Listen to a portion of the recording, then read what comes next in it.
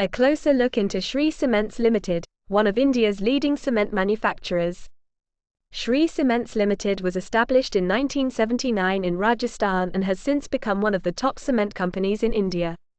The company operates across 6 states in India and has a total production capacity of 41.9 million tons per annum.